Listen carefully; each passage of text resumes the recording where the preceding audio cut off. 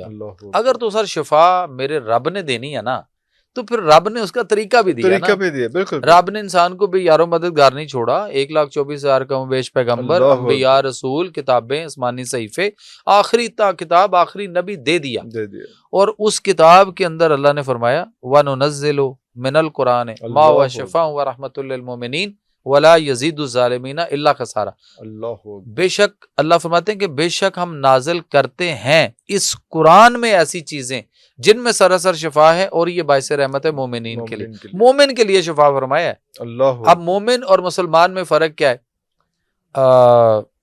اشفاق احمد اشفاق صاحب زاویہ پروگرام میں ان کے ساتھ ایک دفعہ بیٹھا تھا PTV میں، تو وہاں پوچھا، جسٹس نسیم حسن شاہ صاحب بھی بیٹھے تھے، تو ان سے پوچھ لیا کہ یہ مومن اور مسلمان میں فرق کیا ہے؟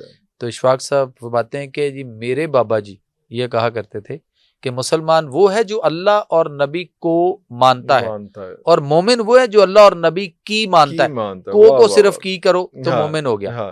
اب اللہ نے شفاعت جہاں رکھی ہے، اچھا اسی کو نبی کریم صلی اللہ علیہ وسلم کی اگر حدیث سے دیکھ لیتے ہیں تو آپ سے نے فرمایا کہ یعنی دو چیزوں کو کبھی نہ چھوڑیے گا. حضرت علی رضی اللہ تعالیٰ عنہ جو ہے وہ اس حدیث کے راوی ہیں کہ اللہ کے نبی صلی اللہ علیہ وسلم نے فرمایا کہ دو چیزوں کو کبھی نہ چھوڑیے گا، ان میں شفا ہے، شہد اور قرآن.